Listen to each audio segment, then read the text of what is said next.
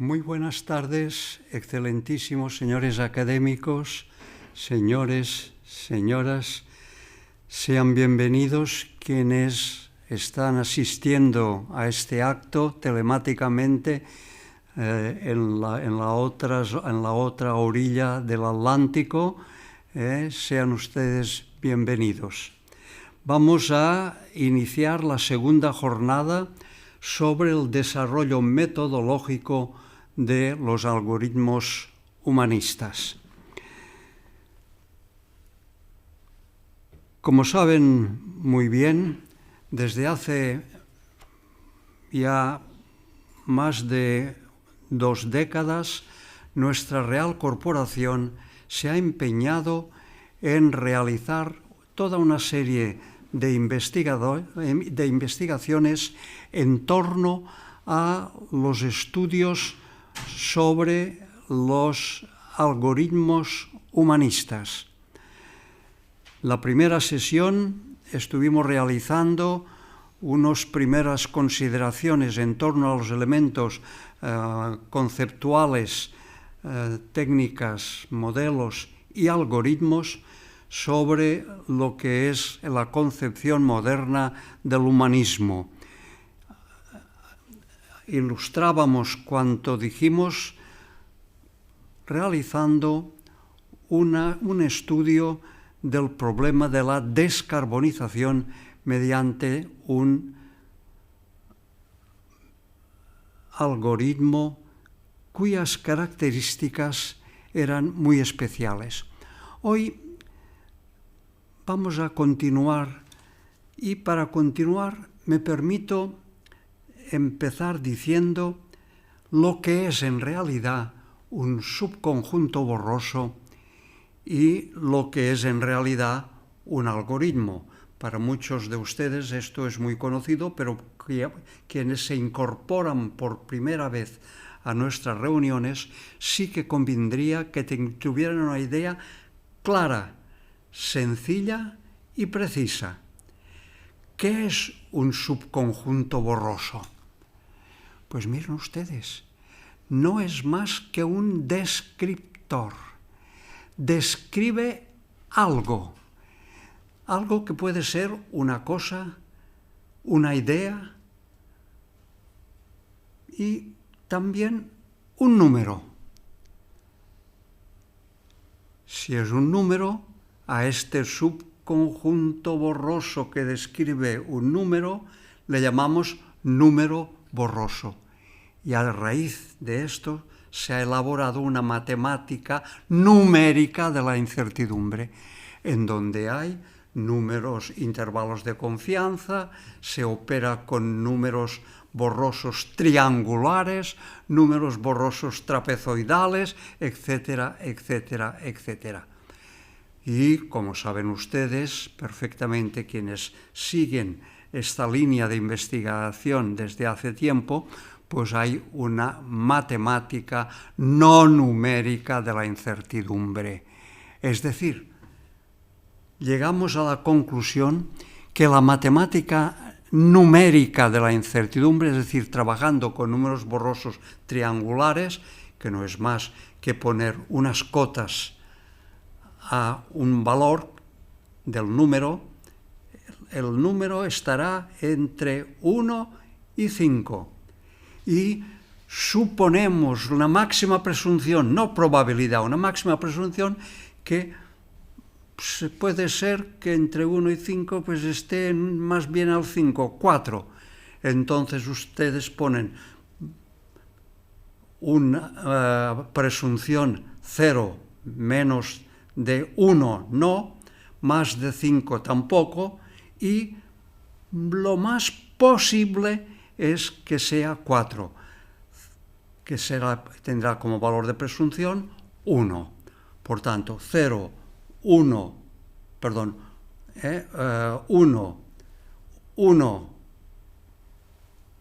5, 1, 4, 5, arriba la unidad, 1, 4, 5, tiene forma de triángulo, le llamamos número borroso triangular.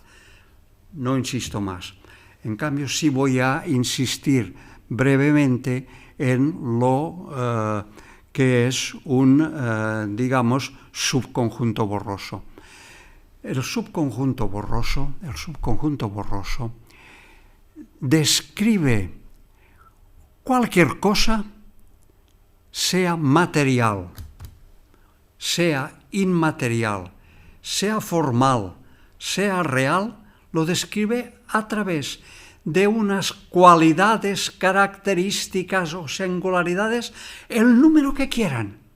Se acabó y igual a f de x, es decir, definimos y en función de un elemento, los que quieran.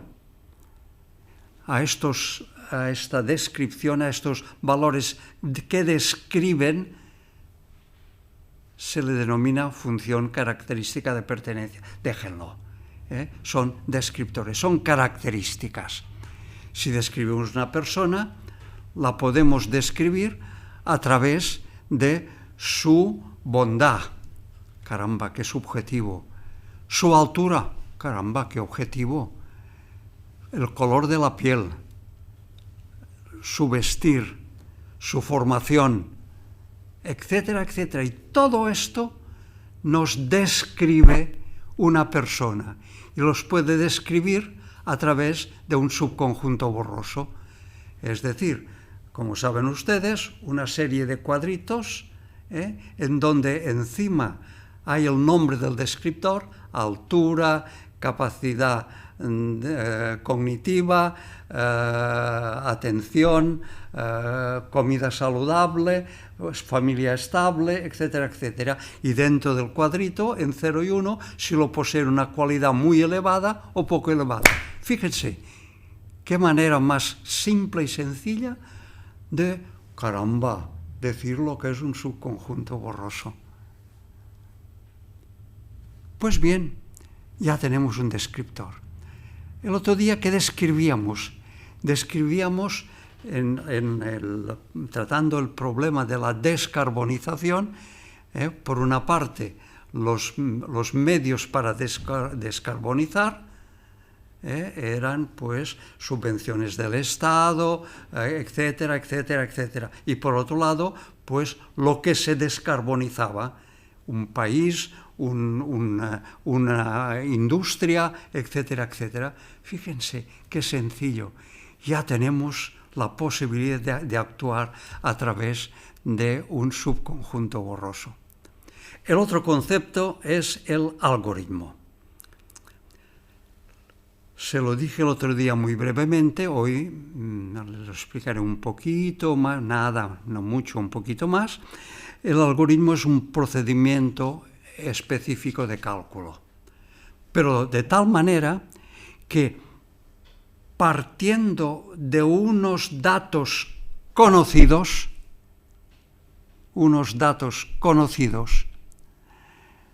entonces se establecen una serie de fases que hay que seguir con estos datos iniciales y unos cálculos adheridos a cada fase para que al final de las fases encontremos el objetivo buscado. Fíjense qué sencillo. Y esto es un algoritmo. ¿Por qué se llama algoritmo? Un matemático árabe del siglo IX, Bagdad, evidentemente, Al-Khwarizmi, dicen que fue el primero que lo hizo esto. Y evidentemente no lo hice con ordenadores, con máquinas de calcular, etcétera, etcétera, a dedito, a manita. ¿Por qué ahora ha resurgido de nuevo con fuerza los algoritmos? Porque tenemos unos elementos teóricos y técnicos fantásticos que nos permiten hacer 1000 maravillas. Este señor hace tantas maravillas que coloca, apoya un botoncito poniendo unos datos en el ordenador y el ordenador hace blu, blu, blu, blu, ni eso. Y al final te da lo que quieres. Muy bien, fantástico, maravilloso. Con esto hoy sobro yo aquí, porque este señor lo hace de maravillas todo, porque dirá dónde tienen que apoyar, dirá todo esto, pero los investigadores queremos un poco más. queremos saber por qué de estos datos sale este resultado y qué hace la máquina qué hace en cada paso la máquina para llegar al resultado. Lo que yo en mi juventud, hace más de 50 años, hice con mi tesis doctoral, que a manita pues iba haciendo las fases para esto y ha ayudado, esto sí, de un gran ordenador, que no le llamábamos ordenador, entonces era una máquina electrónica, un cerebro electrónico, que era como media sala como esto, entonces hacía los cálculos ya en una fase posterior, y así fue mi tesis doctoral con los cálculos, pero que antes yo había metido dentro, a través del sistema de tarjetas perforadas, había metido dentro lo que tenía que hacer la máquina. Hoy no solamente este señor meterá dentro del ordenador lo que tiene que hacer en la fase 1 y qué operadores tiene que utilizar, en la fase 2 y qué operadores tiene que utilizar, en la fase 3 y qué operadores, sino que además le permitirá darle unas reglas que ella por sí mismo es capaz de inventar otras fases. Lo digo lo más sencillo posible, de manera que... Y bueno, pues esto es lo que vamos a hacer hoy. Y vamos a hacerlo a través de unos algoritmos que quien les habla los ha utilizado ya en una importante institución financiera donde prestó sus servicios. Y por lo tanto se lo voy a explicar cosas que realmente se han utilizado. Ahora supongo que ya no, porque ya no estoy, pues a lo mejor ya no se hace de otra manera. Pero sí que se hacía así, y eso me dio pie a que pudiera hacer una cosa que no era solamente desde el punto de vista deductivo, sino que a través de mis vivencias pude utilizar la inducción para hacerlo un poco más cercano a lo que es la realidad y a lo que es el pensamiento humano. Decirle respecto al pensamiento humano que, como saben ustedes, uno de los grandes, creo yo, errores de la ciencia económica es precisamente basarla sobre la racionalidad exclusivamente. Lo repito 1000 veces y no me cansaré de repetirlo. Artículo 2. El sujeto de la actividad económica es el Homo economicus. ¿Qué es el Homo economicus? Es aquel ser que piensa y actúa únicamente de manera racional. No, para los que nos están escuchando de ultramar, si ustedes van a comprar en un supermercado antes de comer, comprarán unas cosas. Si van ustedes a comprar después de comer, comprarán unas cosas distintas. Y sin embargo, el precio de las cosas es el mismo. Y esto lo sabían ya los romanos. Precium et re, ipsa estimatur omnibusque idem est, emolumentum ex conditione persone. El precio, precium et re, el precio de una cosa, ipsa estimatur, se estima igualmente por todo el mundo. La utilidad, la satisfacción es distinta para todos. Muy bien, ¿y qué? Nada, continuamos, siglo X, XI, XII, XX, XXI. Y llega la Real Academia de Ciencias Económicas y dicen, no.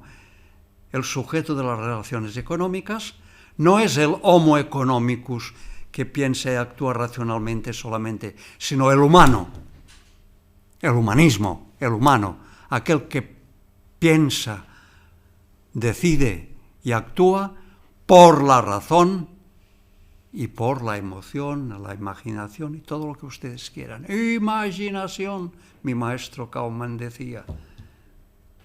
La sabiduría es imprescindible, pero no suficiente. para crear es necesaria saber e imaginar. Pues bien, esto es lo que vamos a hacer y esto es lo que yo voy a dar la palabra. Usted ya me ha alargado demasiado. Ya voy a dar la palabra a nuestro querido amigo, el doctor don Vicente. Víctor. El doctor Víctor, para que nos diga un poco qué hay que apretar el botón para que lo que hay dentro de la máquina funcione. Y él explicará un poco lo que hay dentro y cómo lo ha metido dentro, y si me permite yo meteré un poco también la manita por aquí. ¿De acuerdo? Excelente. Tiene la palabra. Genial. Bien. Entra diapositivas y dar un poco, agradecer al doctor Gil por esta... Suena simple, suena sencillo lo que acaba de hacer, pero realmente es complejo poder comprimir lo que es un subconjunto borroso, lo que es un algoritmo, en palabras entendibles, que es lo que vamos a estar utilizando el día de hoy para poder hacer el algoritmo que está ya programado. Recordamos que estas sesiones, estas jornadas que estamos teniendo son por mostrar los últimos avances que se han hecho en la economía humanista, en este gran esfuerzo de la Real Academia de Ciencias Económicas y Financieras por llevar al uso de las personas en común, que no sean científicas específicamente, sino una parte de democratizar el uso de estos algoritmos a través de unas plataformas que sean sencillas, amigables y que permitan también eso, explorar la imaginación para poder aplicar estos algoritmos en otras áreas, en otra serie de fenómenos que no tienen por qué ser específicamente los que mostramos aquí. Aquí se definen y se presentan los algoritmos que se han digitalizado a la fecha. Y esto está en Barcelona Humanist Economy, la plataforma que se ha diseñado específicamente por la Real Academia de Ciencias Económicas y Financieras para este propósito.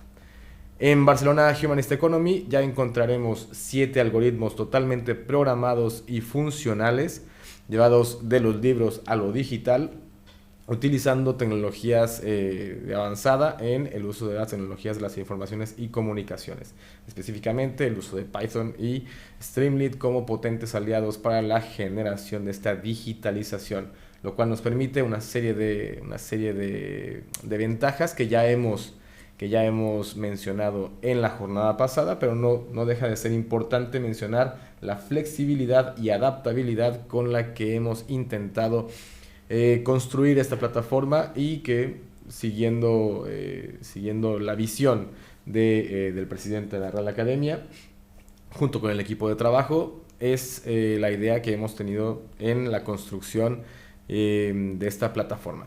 Ahora entonces tenemos 7 algoritmos. El segundo es el que vamos a explorar el día de hoy, que es algoritmos sobre la creación de productos financieros. Aquí, para un poco los que accederán por primera vez a la plataforma, se les solicita que accedan a cualquier página web,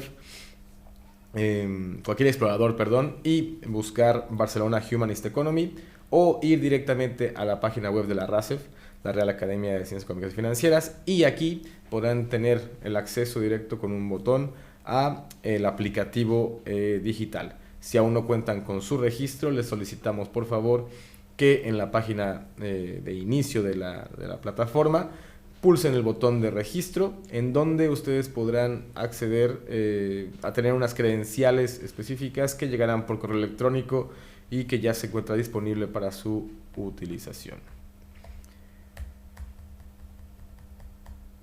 Creación de productos financieros, que es el algoritmo que nos compete el día de hoy. Este algoritmo cuenta con dos mecanismos interesantes. El primero de ellos es las subrelaciones máximas de similitud y un problema de asignación. Bien, necesitábamos que el presidente nos hablara y nos mencionara la definición del algoritmo, y ya también conocemos la visión de la ciencia, del humanismo en la ciencia económica. Pero también a modo de ir presentando este algoritmo y presentando las capacidades y las ventajas que puede suponer, me permitiré hacer algunas preguntas para ir rebotando ideas acerca de cómo se ha construido y cómo se ha pensado este algoritmo, de tal forma que podamos utilizarlo de una manera, con imaginación, y para utilizarlo en nuestros problemas o nuestros fenómenos científicos para algunas personas. Bien, en los trabajos del campo de las ciencias sociales se acostumbra a clasificar los algoritmos según el problema que se desea resolver. En este caso, sabemos que existe relación, asignación, agrupación y ordenación. Este algoritmo en específico, me gustaría preguntarle al presidente, ¿dónde reside este algoritmo? ¿Dónde cae? ¿En relación, asignación, agrupación u ordenación? Bueno, en definitiva, fundamentalmente es un algoritmo que constituye la base para la construcción de nuevos productos financieros. Para eso, lo primero que hay que hacer es saber los productos que hay en el mercado. Y entonces resulta que normalmente hay productos con nombres distintos, con maneras diferentes, etcétera, etcétera, pero que en el fondo son muy similares los unos con los otros. Por lo tanto, lo primero que tenemos que hacer es agrupar homogéneamente estos productos que están en el mercado para que cuando queramos sacar uno de nuevo no añadamos otro nuevo a este grupo de productos que ya existen. Así nos encontraremos, y así sucede con los ensayos que hemos hecho, que según de qué tipo de producto que se quiera, no existe en el mercado. Y en cambio, para determinadas cosas existe mucho. La competencia para la compra es impresionante y nos satisface a los clientes. Nuestro objetivo es siempre en beneficio de la sociedad.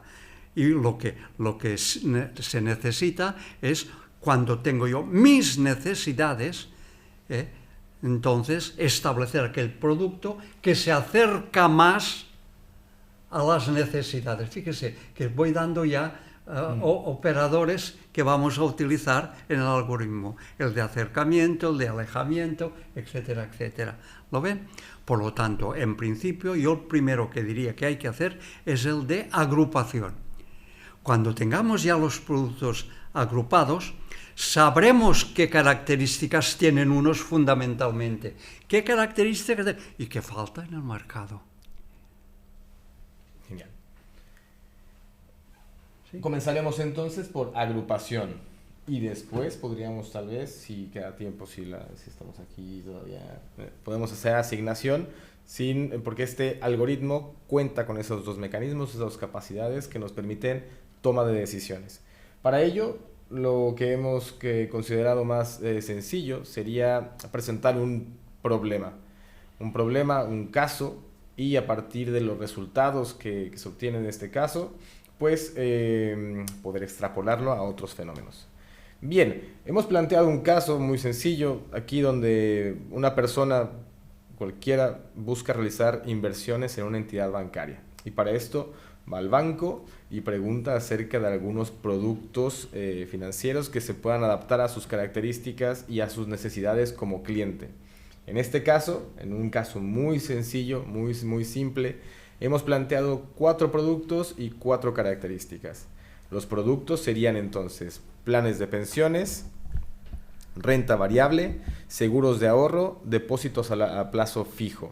Y como características, pues las características asociadas a esos tipos de productos financieros. Por ejemplo, el riesgo, la disponibilidad, la fiscalidad, la rentabilidad, todas aquellas características que podrían ser inherentes a cualquier producto dependiendo de las características que también el vendedor te ofrezca. Entonces, para cualquiera de estos productos, un plan de pensión tendrá algún riesgo asociado, alguna disponibilidad en el tiempo asociada, fiscalidad, tendrá algunos impuestos o menos, y rentabilidad, alguna renta que en algún plazo de tiempo puede llegar a ser cobrado. Para esto entonces tenemos estas características y estos productos. El individuo ya puede priorizar o puede priorizar, puede catalogar cuál de estos productos caería mejor en sus necesidades. Esta es parte del humanismo. Esto es parte del humanismo y esto quería preguntar un poco al presidente si esto se integra. Vamos a ver, el humanismo se encuentra fundamentalmente en dos ámbitos distintos, completamente distintos. En el ámbito formal, es decir, en el tratamiento del problema, y en la realidad, porque el objetivo es humanista. Cuando se trata de una empresa que busca el dinero, puede utilizar técnicas humanistas, pero su objetivo no es humanista.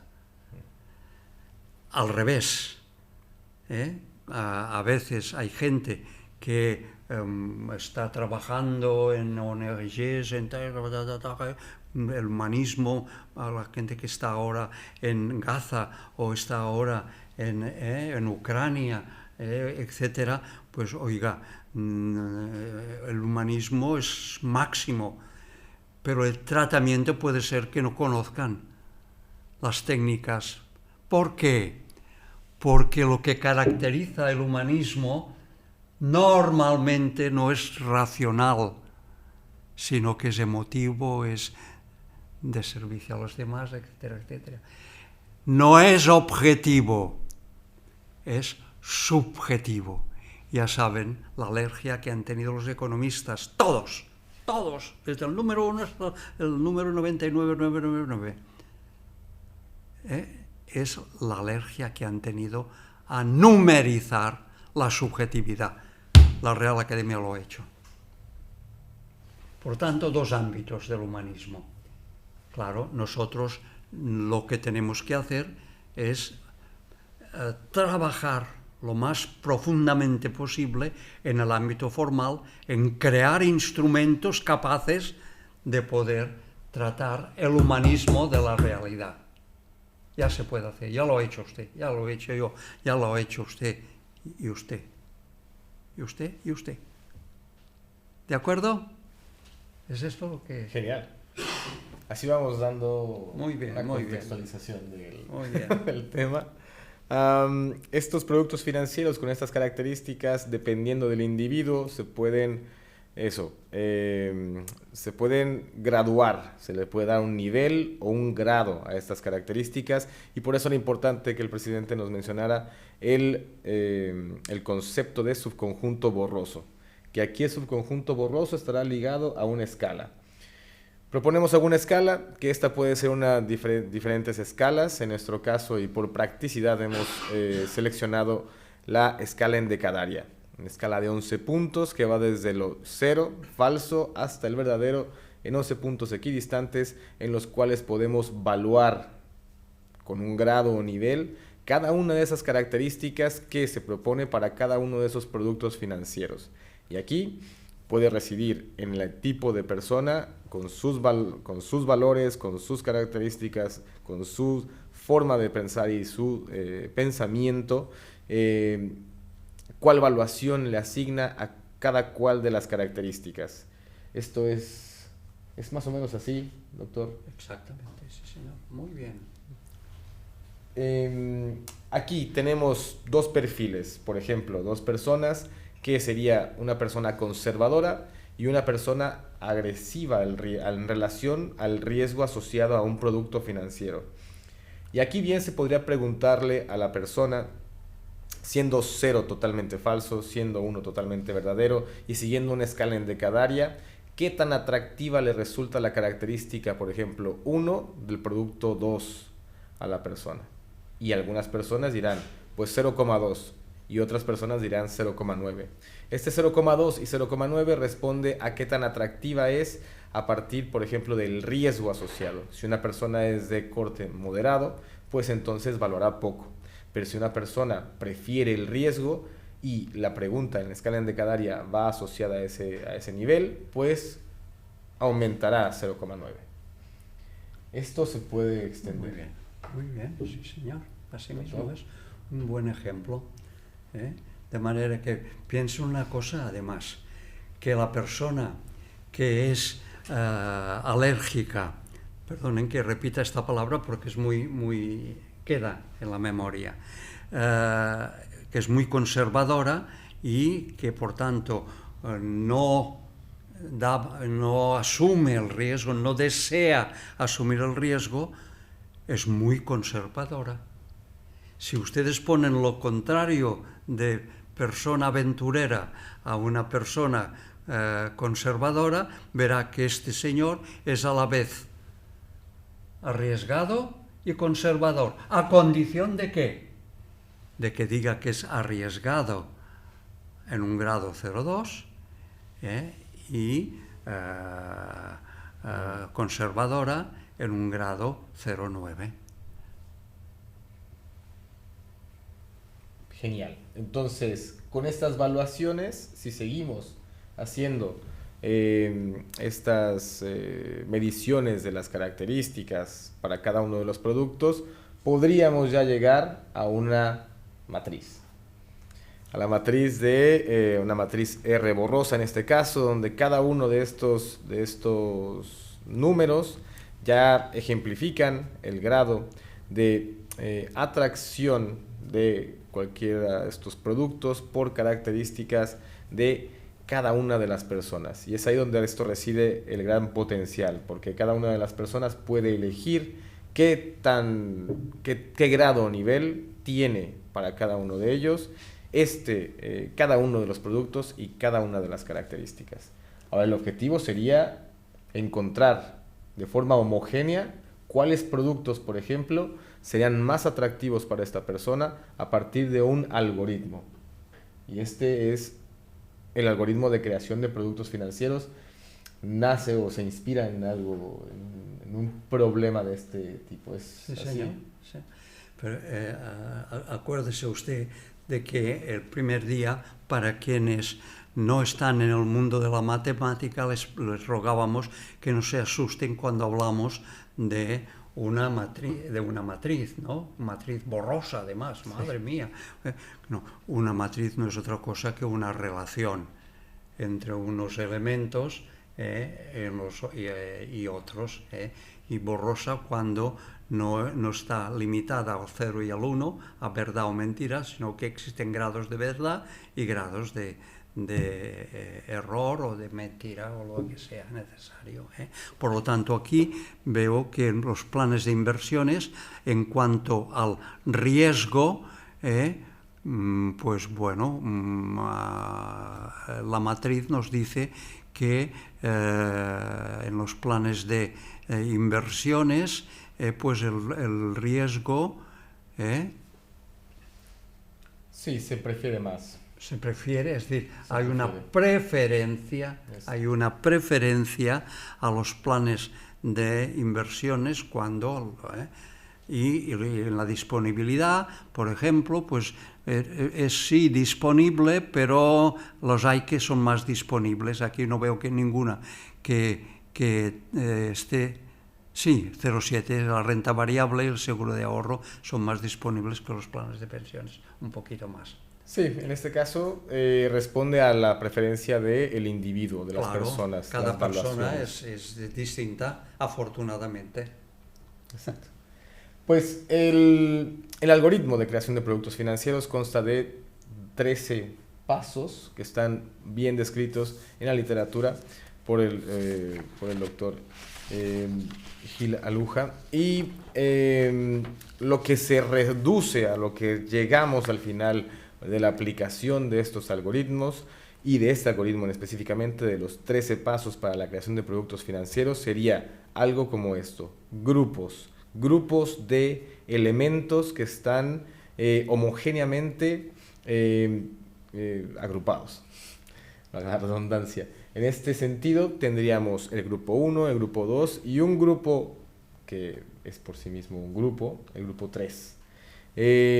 Esto Para llegar a este punto necesitamos saber, colocar el grado o nivel para cada uno de los productos y para cada una de las características, pero también un concepto que me gustaría explorar un poco más con el doctor Gil, de el umbral. Para este caso, estos tres grupos se pudieron confeccionar a partir de un umbral 0,86. Este umbral, ¿cómo lo podemos definir? Vamos a ver. El concepto de umbral sirve para que tengamos el límite a partir del cual se considera positivo el grado o nivel. Es decir, la exigencia. Por ejemplo, ¿qué riesgo quiero asumir? ¿Qué grado de riesgo estoy dispuesto a asumir? Pues oiga, yo como máximo tiene que ser un 8, 0,8. Entonces, alfa, que es el umbral, será igual a 0,8. ¿Qué quiere decir esto? Que todos los elementos que están por debajo de 0,8 no cumplen mi requisito. Todos aquellos que son 0,8 o superior a 0,8, sí. ¿Eso qué nos permite técnicamente también? Convertir una matriz borrosa en una matriz booleana. Por lo tanto, si esto lo hicimos así, porque lo hicimos nosotros así, para dar flexibilidad a que todo tipo de persona tuviera un umbral distinto, luego, mira, nos ha salido bien porque ahora convertimos una matriz una matriz borrosa en una matriz booleana. Y en lugar de haber 0,875, habrá un 1, y en lugar de 0,423 o 544, un 0. Y claro, es mucho más sencillo, mucho más fácil y mucho más rápido actuar con matrices booleanas que con matrices borrosas. Y además, tengo que ser sincero, nos llevan ventaja los booleanos porque llevan más tiempo y tienen más operadores. Nosotros los vamos creando a medida que los necesitamos. Eso es también verdad. Sí. Pero lo fundamental es esto. Otra vez, flexibilidad y adaptabilidad, humanismo, la cabeza humana. No estamos seguros de nada, hombre. Afortunadamente.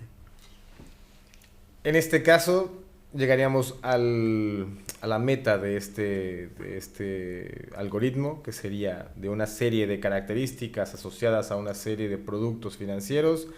Queremos encontrar cuáles serían aquellos grupos homogéneos a cierto nivel, o el umbral, en el cual una persona seleccionaría uno u otro de los productos que sean homogéneos para esa persona. En ese sentido tenemos grupo 1, grupo 2, grupo 3. Dependiendo del umbral que coloquemos, serán más o serán menos grupos los que podamos llegar a tener. Esto suena bastante, esperamos que haya sido un poco simple, buscábamos que fuera simple, pero esto se va haciendo más complejo cada vez cuando introducimos más características y más productos, porque la matemática asociada a los 13 pasos que se deben de seguir para poder generar este algoritmo son, si se hicieran a cálculos manuales, es complejo y es un proceso también de tener mucha paciencia, cuidado, porque existe también el error humano. Se cometen errores a veces cuando tienes que hacerlo manualmente, se cometen errores lógicamente humanos, y a veces se olvidan cosas, efectos olvidados, mientras que con esto no se olvida nada, y si está bien programado, que como está hecho por este señor, pues lo estará, pues entonces no nos olvidamos de nada. Bien. Cuando a medida que van creciendo los productos, a medida que van creciendo las características, se torna más complejo la generación de estos cálculos. Y por ello, esta aventura que se ha desarrollado de parte de la Real Academia de Ciencias Económicas y Financieras, donde pulsando una serie de botones podemos obtener estos resultados de manera sencilla. Y si me permite, vamos a hacer esta programación de manera en vivo, en la plataforma.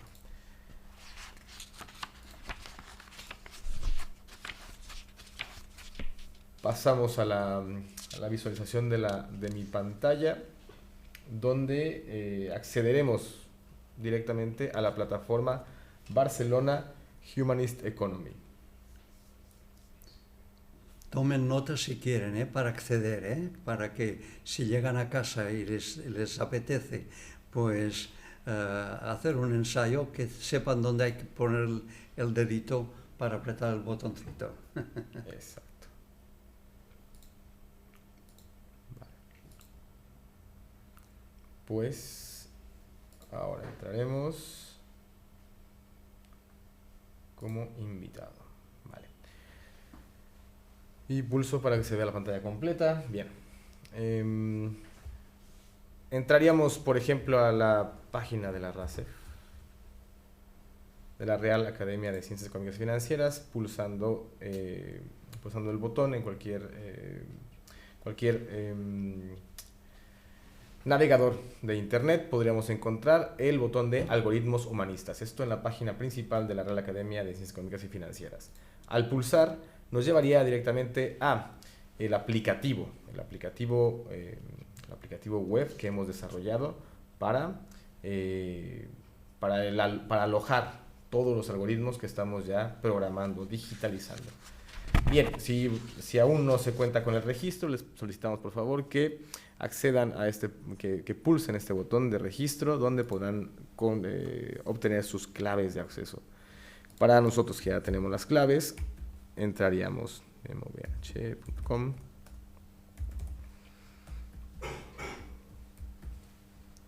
Y accedemos. Al acceder, ya lo hemos más o menos visualizado en la sesión anterior, pero podríamos ir a cada uno de los algoritmos. Hay 7 algoritmos ya programados, los cuales se muestran de una manera una estructura similar. Se coloca el nombre del algoritmo, una descripción general del mismo y un botón para ir al algoritmo. En este caso iríamos a algoritmos sobre la creación de productos financieros. Si pulsamos en este botón, nos lleva a la mesa de trabajo. La mesa de trabajo que nos va solicitando por pasos la introducción de ciertos datos para que podamos hacer el mecanismo seleccionado. Aquí, por ejemplo, nos está solicitando, voy a hacer un poco más adelante, test 24. Colocamos subrelaciones máximas de similitud, que es el algoritmo que vamos a utilizar hoy, el mecanismo especial para hacer las agrupaciones. Una vez que hacemos esta selección, podríamos, por ejemplo, colocar modelación automática.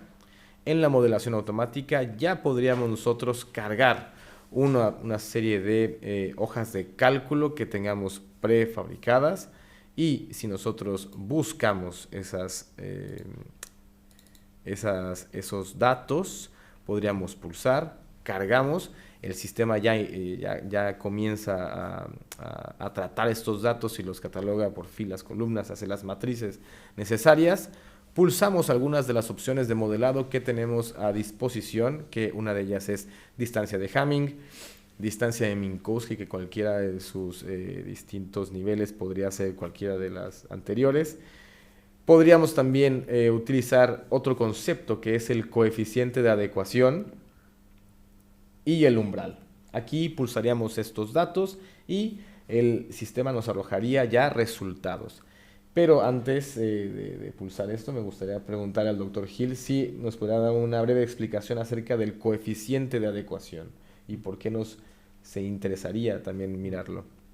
Miren, ya en matemática existen, para saber el alejamiento o el acercamiento de dos cosas, dos fenómenos, dos ideas que se describen a través de sus características, lo acabamos de decir, ¿verdad?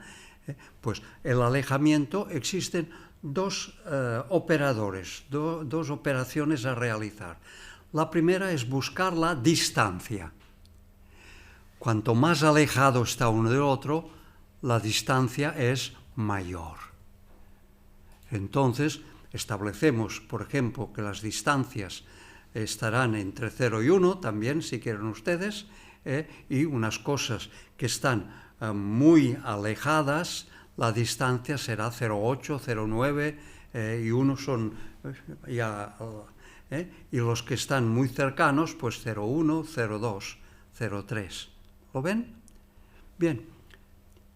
Claro, al final lo que nos interesa es el acercamiento.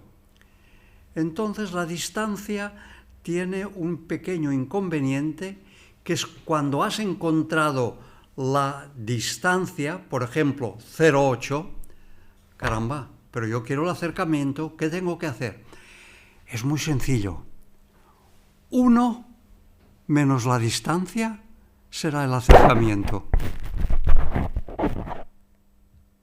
¿Lo ven? Es decir, si la distancia es 0,8 y vamos de 0 a 1, ¿cuál será el acercamiento? 1 menos 0,8 igual a 0,2. Por tanto, lo que parecía una cosa no lo es.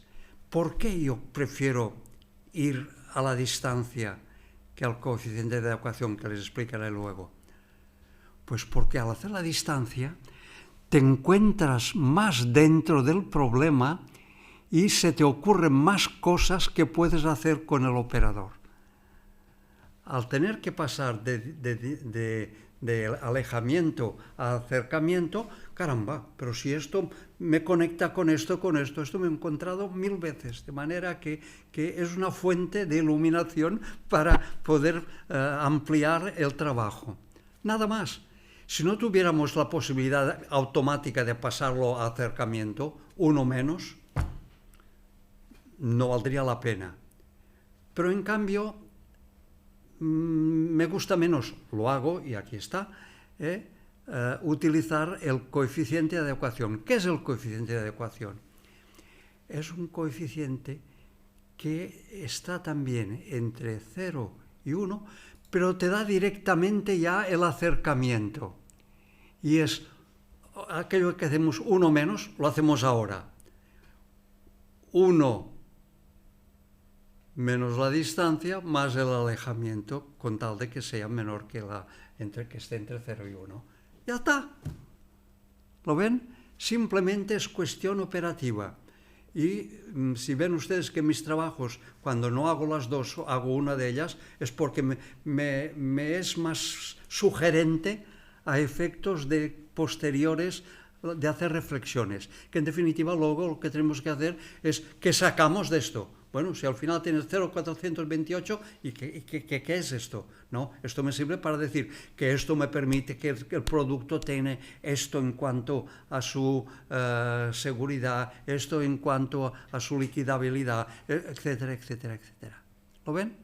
Por tanto, son dos operadores, uno que es la distancia, el alejamiento, y que siempre, miren, qué simple, es una diferencia. Pero atención, una diferencia en valores absolutos. Y entonces los matemáticos, que lo complican todo, pues entonces, para formalizarlo, ponen x menos y, siendo la menos y. Y entonces resulta que la y es mayor que la x, te sale un negativo. Y para que no te salga un negativo, pones dos palitos a un lado y al otro, que quiere decir en valor absoluto. Es decir, que es tan válido menos 2 como 2. Y siempre pones 2. ¿Lo ven? Bueno. Aquí ¿Ha sido así? Perfecto. Y aquí utilizaríamos un botón para calcular y visualizar resultados. Y al pulsar calcular y visualizar resultados, ya tendríamos la serie de agrupaciones, los grupos, la serie de grupos homogéneos a cierto nivel. Y para poder corroborar esto, pues tendríamos cada uno de los grupos y habría que observar que esos grupos tienen en su interior valores iguales o superiores al umbral que hemos colocado, que en este caso sería 0,8. Pero para esto hay una serie de pasos que también el programa te ofrece. Es decir, lo que ya mencionaba el doctor Gil Aluja en la matriz de semejanza, la matriz de semejanza, la matriz booleana, el producto booleano y el complemento del producto booleano. Que todo esto suena... Fíjese, como parece que sea chino. Sencillo. Y se puede también descargar toda esta información de manera simple, pulsando también un botón. Pero lo interesante es que la plataforma ya colocó los datos a partir de la matriz que nosotros habíamos previamente formulado, lo colocó aquí en diferentes productos, de producto número 1 al producto número 6, y las características, característica 1 a la característica 8.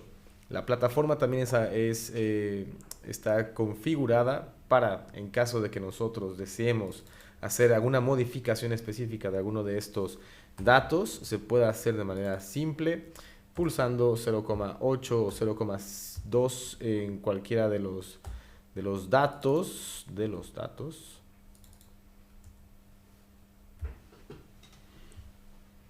Y ya lo entendería como que nosotros queremos hacer una adaptación de este número, 0,1 por ejemplo. Actualizaríamos y directamente en la plataforma podemos hacer también un análisis de sensibilidad. El sistema está diseñado para adaptar estas modificaciones ligeras que hagamos en los resultados, y también modificaría los grupos en caso de que así el programa lo haya rescatado. Bien, hasta aquí, esto es lo que la plataforma brinda. Es decir, a partir de una serie de características, un grado de evaluación de características a ciertos productos, introduciendo esas características evaluadas al programa, ya te ofrece los grupos. Pero, interesante observar que estos grupos resultan de las características y de las evaluaciones a los productos. Lo que mencionábamos también, con diferentes umbrales tenemos diferente número de grupos. En este caso, doctor, colocamos alfa 0,75 y alfa 0,9. Y podemos observar que con 0,75 logramos obtener 3 grupos, y con alfa 0,9 obtuvimos 6 grupos, pero de un único elemento. ¿Nos podría un poco explicar dónde resulta esto? Sí. Es lógico que a medida que somos más exigentes en decir que una cosa está cercana a la otra, por ejemplo, cuanto más exigentes lo decimos, colocamos un valor, un máximo de presunción, un valor del umbral más elevado. Y a medida que somos más laxos, vamos colocando, yo me conformo que sean bastante parecidos. Pero esto, que la pregunta está muy atinada, esto que lo decimos en general, también es válido para cada una de las características. Es decir, que yo en cuanto a liquidabilidad no soy muy exigente, pero en cuanto a seguridad lo soy mucho. ¿Qué pondría de umbral para la seguridad? Pues oiga, 0,809. Bueno, y en cambio para lo otro lo que pondría un 0,4, 0,5, 0,6 es igual. Con lo cual cambia la perspectiva del producto que sacas al mercado.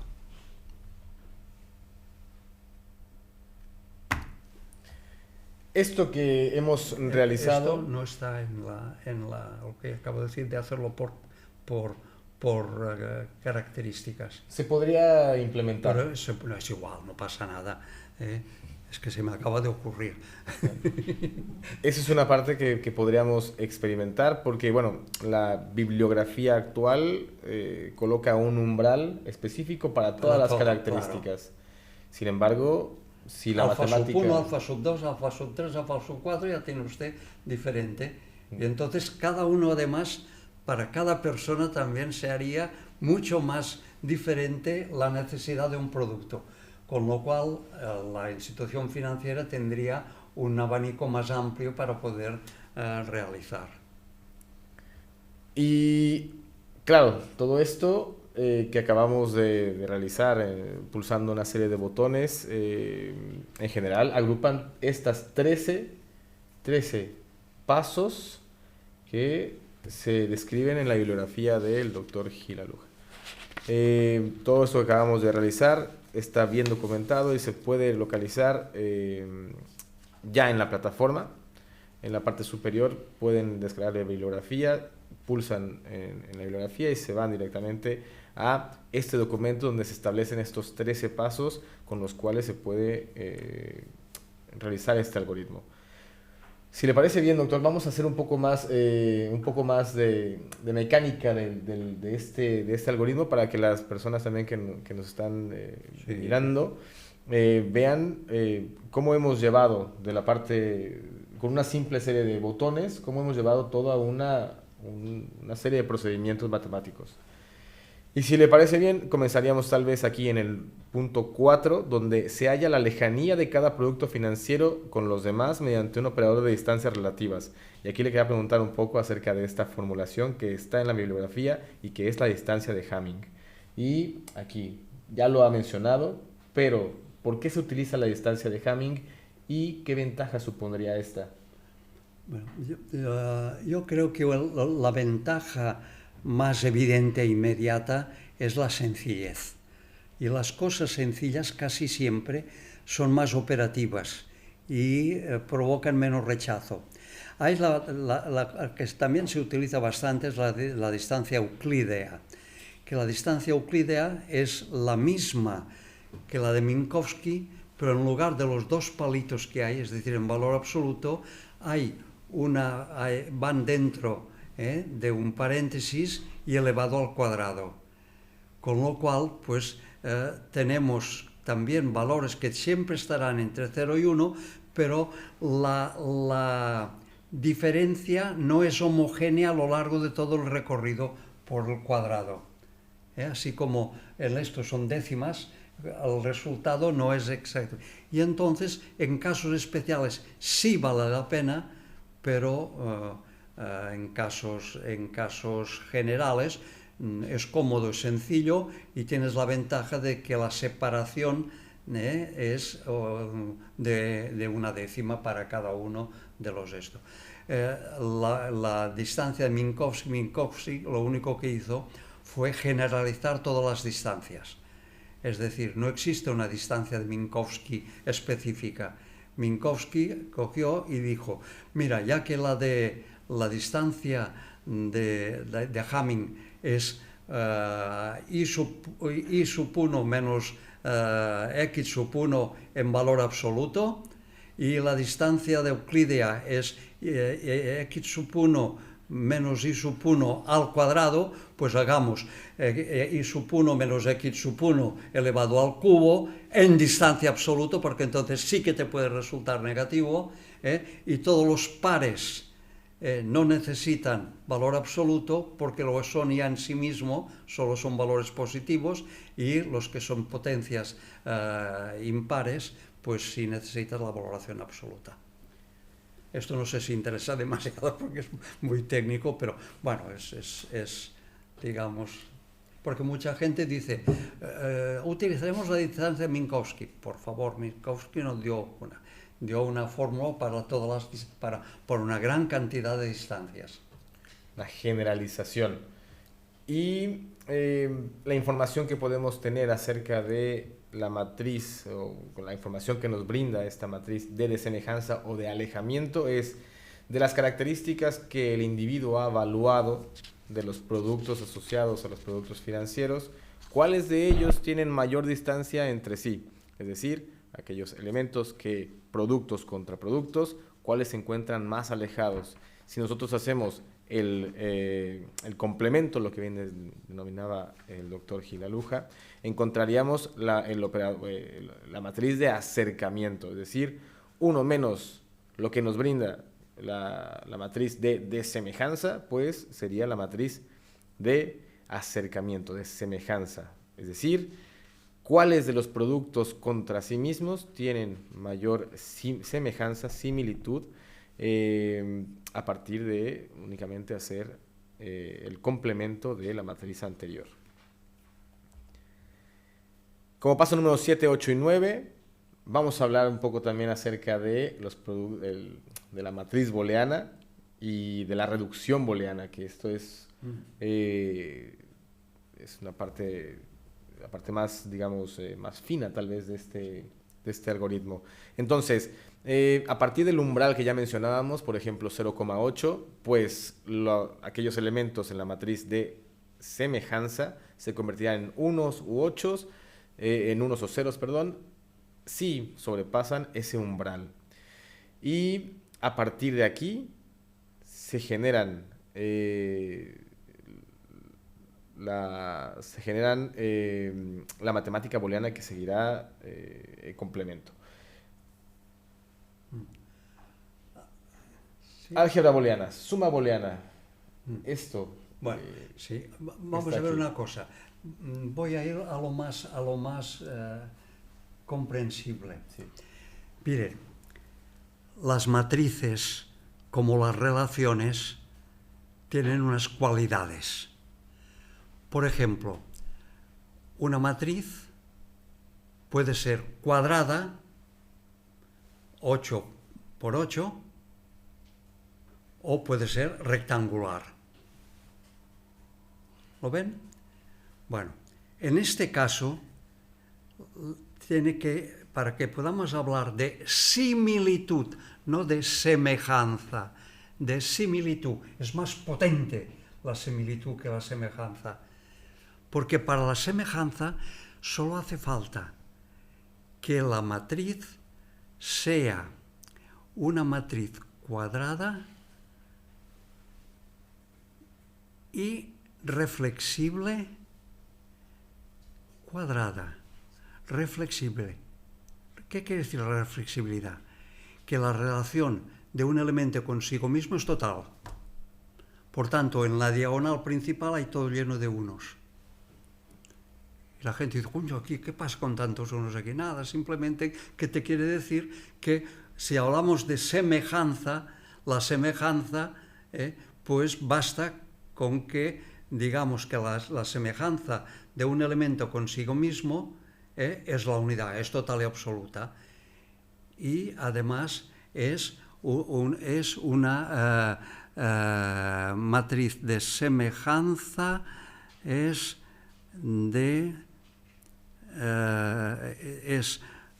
cuadrada, recíproca y recíproca, basta. ¿Qué quiere decir recíproca? Que si A sub 1 es semejante a sub 2, A sub 2 también es semejante que A sub 1. Con lo cual, en la matriz tiene usted que si la divide en dos partes por la diagonal principal, tengo que hacer así, ¿no? Para ustedes. La diagonal principal, la parte de arriba es igual que la parte de abajo. Cambiando al revés. A sub 1, A sub 2, A sub 2, A sub 1. Por lo tanto, solo basta con utilizar la media matriz de la parte de arriba de la diagonal principal. Pero para que sean similares se necesita la transitividad. ¿Qué es la transitividad? Acuérdense del bachillerato. Yo aún me acuerdo. ¿Qué es la transitividad? Si yo soy semejante a este señor y este señor es semejante a este señor de aquí, no tiene por qué este señor ser semejante a mí. Por tanto, no es transitivo. Solo somos semejantes. El grupo solo tiene la consideración de semejante. Pero si por el hecho de que yo soy semejante de este señor y este señor es semejante a este señor de aquí, automáticamente él es semejante a mí, tenemos la transitividad. Y por tanto la relación ya no es de semejanza, ya es de similitud. Y lo que nos interesa son las relaciones de similitud, que es donde los productos realmente pueden ser intercambiables prácticamente el uno del otro al nivel del umbral que hayamos establecido. No sé si me he explicado bien. ¿Sí? Genial. Aquí, técnicamente, siguiendo el paso número 8 y paso número 9, consideraríamos todos los elementos que se encuentran en la parte superior de la diagonal principal de la matriz y comenzaríamos la reducción booleana. Esta reducción booleana que se integra principalmente con, de la fila 1, incluiríamos todos aquellos elementos donde se encuentran ceros. En este caso, para 1 sumaríamos con el producto 2 y el producto 6, para el producto, la fila siguiente, producto 2 y el producto 6, y sucesivamente. No vamos a entrar muy a detalle porque sería muy cansado. Vean, esto es para matemáticamente hacer entrar la transitividad, más que nada, porque sin esto no sería posible. Exacto. Bueno, puede ser que sí, yo no lo conozco de otra manera. Y se generan estos bloques de elementos que tienen que multiplicarse entre sí y después hacer la reducción. Se multiplican entre sí de manera normal, como haríamos una multiplicación en álgebra clásica. Sin embargo, tiene algunas peculiaridades que se pueden ir eliminando algunos elementos si están contenidos totalmente en otro elemento. Vale. Para hacer toda esta serie de pasos que se encuentran directamente en su pantalla, pues iríamos, o lo que sugerimos es entrar directamente a la bibliografía y, ir haciendo algunos de estos ejercicios para ver cómo se van eliminando los elementos entre sí una vez que se han sido multiplicados. Esto simplemente para decir que esta matemática ya está integrada en la plataforma de Barcelona Humanist Economy y con un solo clic ya podemos hacer todos estos cálculos que suponían una minuciosa tarea de hacer multiplicaciones entre sí y reducciones. Al final lo que llegamos a tener es este elemento final que es P es igual a P1, 2, 4, 5 y las sumas en consecuencia. Esto de aquí, ya sean, si a esto de aquí encontramos el elemento complemento, ya tendríamos las agrupaciones, los grupos. Una vez que hacemos la reducción booleana y hacemos el complemento de esa reducción, podemos obtener ya esta serie de grupos homogéneos que entre sí serían indiferentes para un decisor seleccionar uno u otro porque ya sus características inherentes han sido evaluadas de tal forma que estos productos son aquellos que se consideran los que sean iguales en la selección y en la toma de decisiones. Por lo tanto, todo esto se reduce en la plataforma y se puede obtener como el producto booleano que podemos observar en pantalla y el complemento del producto booleano, que en general son los grupos. Y estos grupos son los que se colocan en un inicio, como estas cajitas, esas matrices, mini matrices, que ofrecen a modo de comprobación que todos los elementos que están incluidos dentro de los mismos sean mayores al umbral. Y aquí finaliza, en general, de manera muy simplificada, porque si no, la clase aquí de reducción de productos booleanos sería muy compleja. Esta es la idea con la que se generó este algoritmo. ¿Fue adaptado a esto o se puede extender a otros fenómenos? Sí, sí, es definitiva. De la misma manera que estamos hablando de productos financieros, podemos hablar de productos electrónicos para un determinado objetivo, o cualquier tipo de producto que se pueda definir, y todos lo son, a través de unas cualidades, características o singularidades finitas, un número finito, tan amplio como se quiera. Hoy con el ordenador lo podemos hacer, en mi juventud no lo podíamos hacer porque a mano pues tenías que mirar mucho la cantidad de elementos que utilizabas, porque se te iba a unos cálculos, bueno, larguísimos y tal. Y por lo tanto, yo creo que esto es una de las causas por las cuales la algorítmica ha vuelto a renacer como si fuera una cosa de hoy y tal, ¿no? Que la digitalización por una parte y el Big Data por otra, la nube de datos que tenemos todo y tal, pues nos permite hacer operaciones con la digitalización, las que quieras, y utilizar informaciones las que hay en la nube, que son todas, casi. Para aquellos que hemos pasado por la escuela humanista y escuela de Barcelona, que hemos estudiado algunas de estos elementos, recuerdo, por ejemplo, la agrupación de aquellos jugadores que son afines entre sí, jugadores de fútbol. No sé si nos puede, doctor, platicar un poco cómo se podría aplicar, por ejemplo, al fútbol esta... Bueno, no se pudo aplicar, sino que se aplicó. Lo que pasa es que el club que lo aplicó no se enteraba que lo aplicaba. Solamente se enteró que lo aplicaba porque le costaban a los jugadores menos dinero. Y así pasamos de una deuda, que no lo puedo decir, a un superávit que sí puedo decir de 14.000 millones de pesetas. Estoy hablando. Fútbol Club Barcelona. Como saben ustedes, yo tuve la oportunidad, primero quería ser jugador, no pudo ser, pero luego me vengué por el hecho de que vinieron a buscarme para a ver si solucionábamos un momento muy difícil por el que atravesaba el Barça, que fue el día del motín de Esperia concretamente, y de lo cual ustedes ya conocen un poco las anécdotas. Entonces, una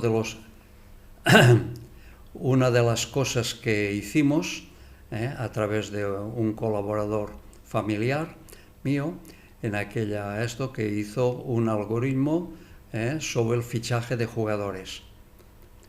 Y entonces, bueno, evidentemente, cómo se fichaban los jugadores antes y ahora otra vez vuelve, por eso están arruinados otra vez los clubes, no digo el Barça, los clubes.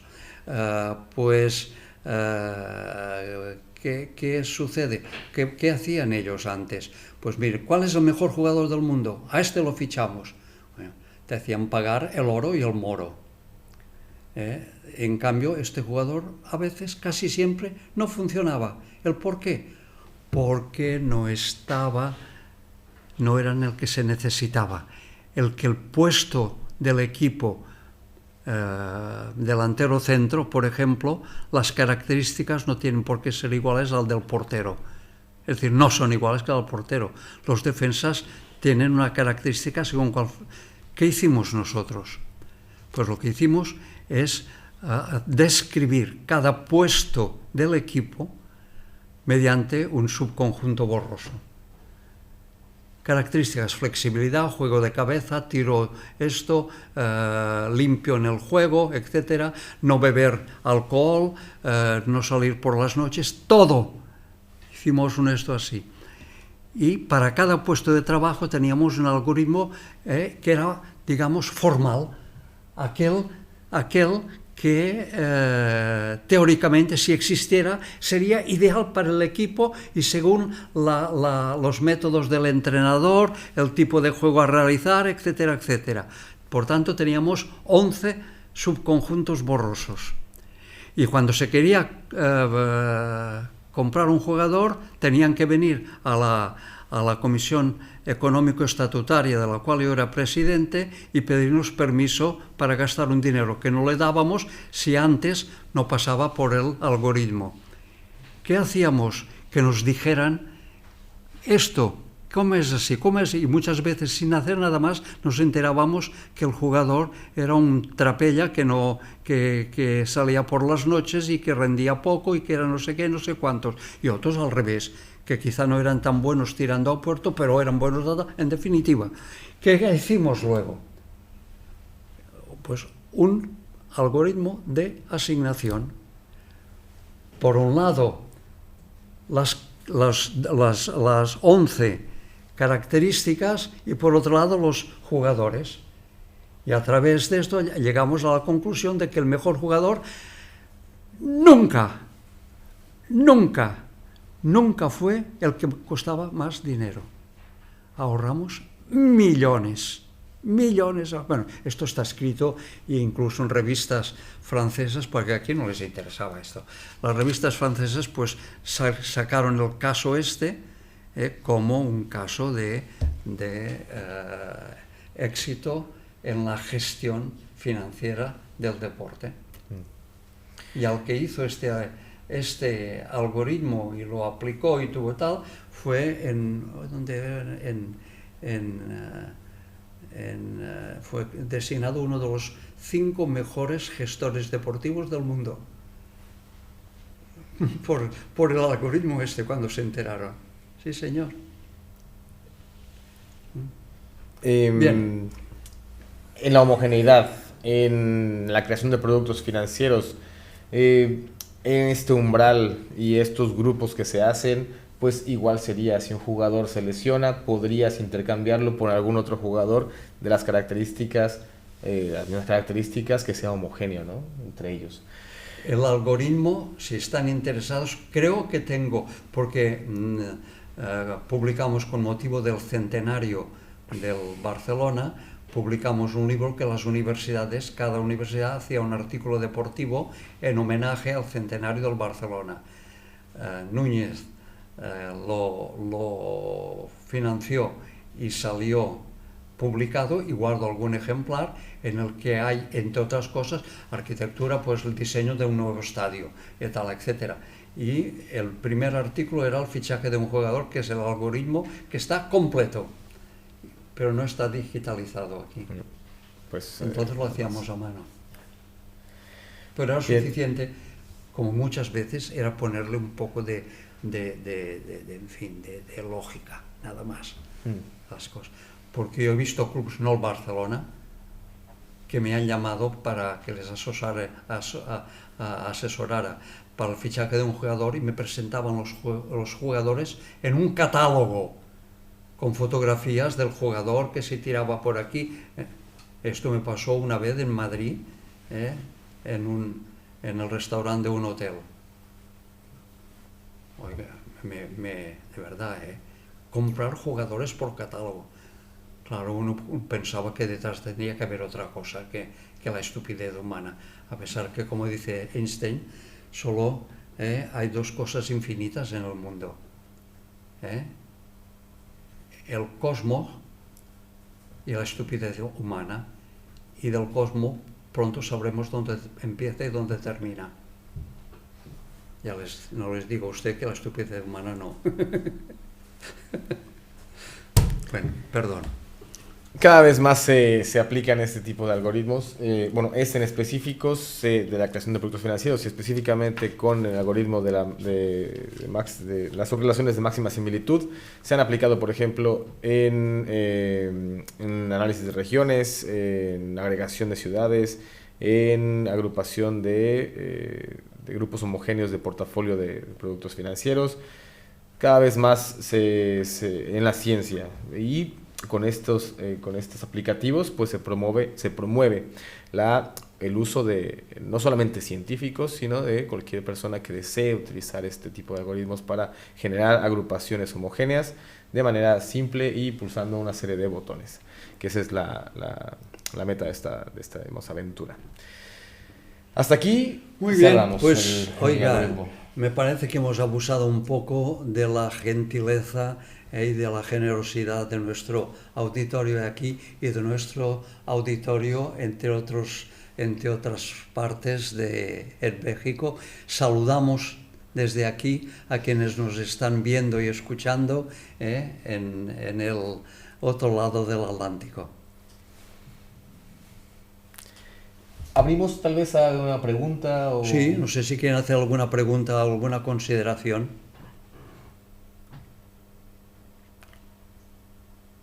Bueno, están un poco cansados, ¿eh? Igual y es que fue que tan no, claro que esto nosotros no, estamos cansados.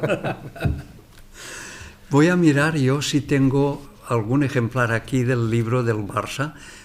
¿Tienen todos? ¿Lo tienen ustedes este libro? ¿A alguien le interesa? Por si tengo alguno. Tú lo tienes, ¿no, José María? Sí, creo que sí, pero preferiría que me lo regalara y me lo dedicara a usted. Muy bien, estupendo. Pues si no hay ninguna pregunta, muchas gracias. Desearía que unas brevísimas palabras para agradecer la gentileza que ha tenido nuestro visitante para compartir con nosotros, ilustrarnos y enseñarnos un poco de su mucha sabiduría en relación con este tema.